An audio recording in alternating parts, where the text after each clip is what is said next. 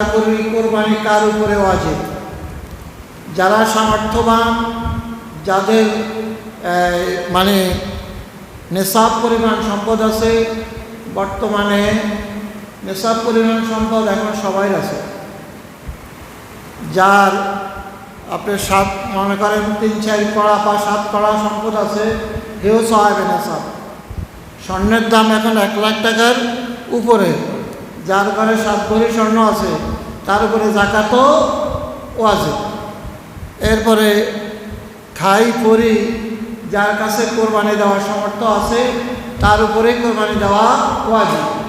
যাকাত দিতে হইলে টাকার পরিমাণ কি লাগবে? বেশি, 7.5 মানে মনে করেন 7.5 লক্ষ টাকা বা এই পরিমাণ সম্পদ।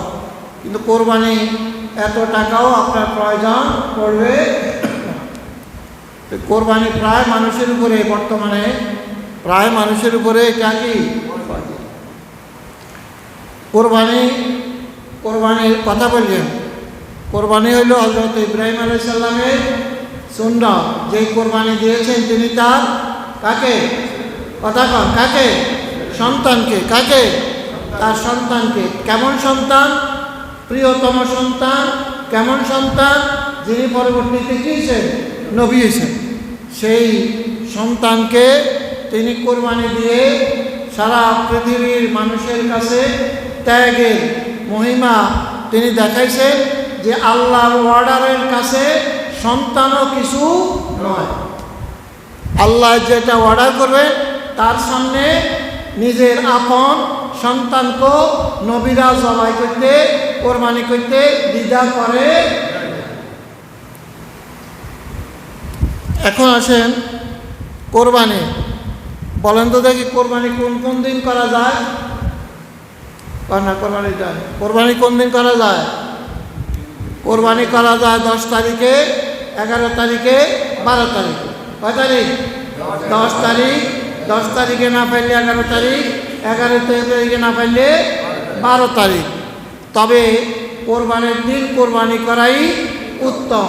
পশু না পাওয়া গেলে কোনো কারণ যদি থাকে তাহলে পরের দিন অথবা পরের দিনও কোরবানি করা যাবে। এখন প্রশ্ন হইল, রাত্রে কি কোরবানি করা যাবে? রাত্রেও কোরবানি করা যাবে যদি কোরবানির পশু আপনি জবাই করতে কোনো সমস্যা না হয়, পর্যাপ্ত আলো থাকে। তা দিনের বেলায় আপনি যদি না পারেন কোনো কারণে, তাহলে আপনি রাত্রিতেও কোরবানি করতে পারবেন। তো আফজল উত্তম হইল দিনে কোরবানি করা। মাসলা শুনিলাম, নাবালকের কোরবানি। আপনার সন্তান যার উপরে কোরবানি ওয়াজিব নয়, এর পক্ষ থেকে যদি আপনি কোরবানি দেন, কোরবানি হবে। কিন্তু তার কোরবানি সে যখন বড় হবে তখন সে কী করতে হবে? সে কোরবানি দিতে হবে। আপনি সন্তানের কোরবানি দিলে সওয়াব হবে, কিন্তু সন্তানের উপরে, সন্তানের জন্য কোরবানি দেওয়া আপনার উপরে ওয়াজিব নয়। মুসাফির, একটা লোক অনেক পয়সাওয়ালা, টাকা পয়সা আছে, এখন সে সফরে বের হয়েছে নির্দিষ্ট টাকা নিয়ে, সেখানে কোরবানি দিলে তার টাকা ফুরিয়ে যাবে। এই সময় সে কোরবানি, তার উপরে তখন কোরবানি দেওয়া ওয়াজিব নয়। সে এখন কি? মুসাফির। সে এখন কি? মুসাফির। এখন বাড়িতে প্রত্যাবর্তন করা পর্যন্ত, মুকিম হওয়া পর্যন্ত সে মুসাফির। এই সময় তার উপরে কোরবানি ওয়াজিব নয়। দারিদ্র ব্যক্তির কোরবানির হুকুম শুনেন, খুব মজার কথা। একটা লোকের উপরে কোরবানি ওয়াজিব নয়, এই লোকটা কোরবানির পশু কিনছে। আরেকটা লোকের উপরে কোরবানি ওয়াজিব, সেও পশু কিনছে। ঘটনাক্রমে দোনো পশুটা হারাইয়া গেছে অথবা চুরি হইয়া গেছে। দেখা গেল এরা আবার আরেকটা পশু কোরবানির জন্য কিনছে। ঈদের দিন দেখা গেল হারানো বা চুরিকৃত পশুটা, ধনী ব্যক্তির পশুটাও পাওয়া গেছে, গরিব ব্যক্তির পশুটাও পাওয়া গেছে। এখন পশু কোকা করিয়েছে দুইটা।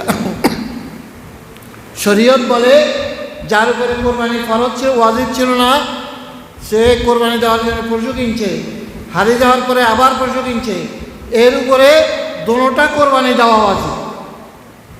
আর ধনী ব্যক্তি একটা কোরবানি দিলেই হয়ে যাবে। মাসলাটা একটু ব্যাখ্যা লাগে না, কথা কম চাই। দেখা যায় ধনীর উপরে কী করছে, শরীয়ত সহজ করছে, গরিবদের চাবি দিচ্ছে। এটা হইল গরিবের হাজিরাবির ওষুধ। আপনি যদি নফল নামাজ পড়া, এটা ফরজও নওয়াজিব। আপনি যখন নফলের নিয়ত করবেন তখন পড়া ওয়াজিব হয়ে গেছে, কথা বুঝেন না? নফলের নিয়ত করলেন আল্লাহ আকবার, এটা আদায় করা কি ওয়াজিব। নামাজ নফল, আদায় করা এখন কি ওয়াজিব। আপনার উপরে কোরবানি দেওয়া নফল বা কোরবানি দেওয়া আপনার জন্য বাধ্যবাধকতায় নয়, আপনি কিনার লগে এটা দেওয়াটা ওয়াজিব হয়ে গেছে। এখন আপনি যে চুরি হয়ে গেছে, হারিয়ে গেছে, আপনার আবার দরকার আছে নি আরেকটা কিনুন।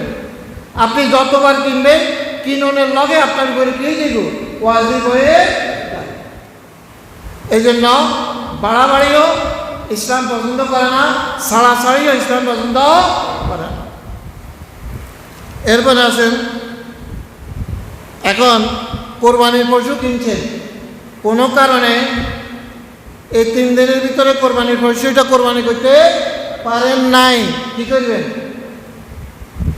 একটা পশু কিনলেন, কোনো কারণবশত এই কোরবানি পশুটা নির্দিষ্ট 3 দিনের মধ্যে কোরবানি করতে পারেন নাই, বলেন কি করবেন?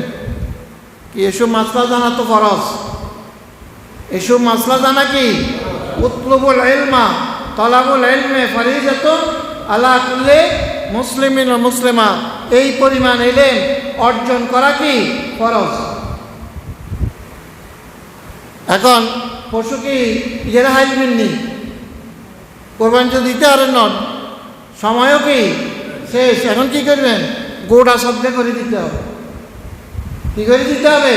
সদ্গা করে দিতে হবে। এটা রাখি আগামী বছরের জন্য পালনের কোনো সুযোগ নাই।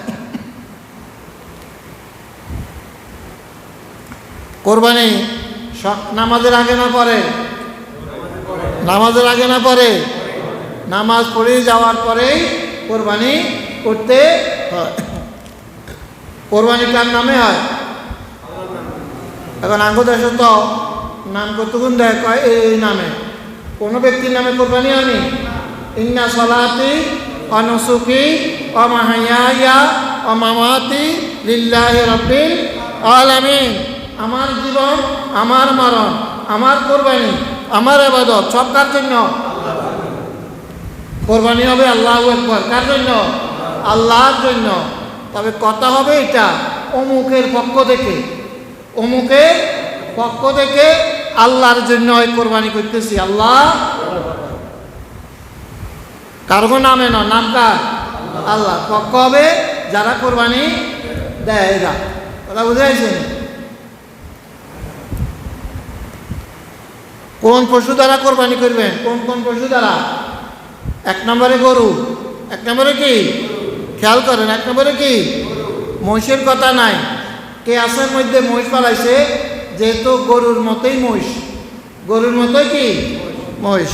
তো গরু, মহিষ, উট, এই 3টার মধ্যে কোরবানি 1 হইতে 7 নামে করা যাবে।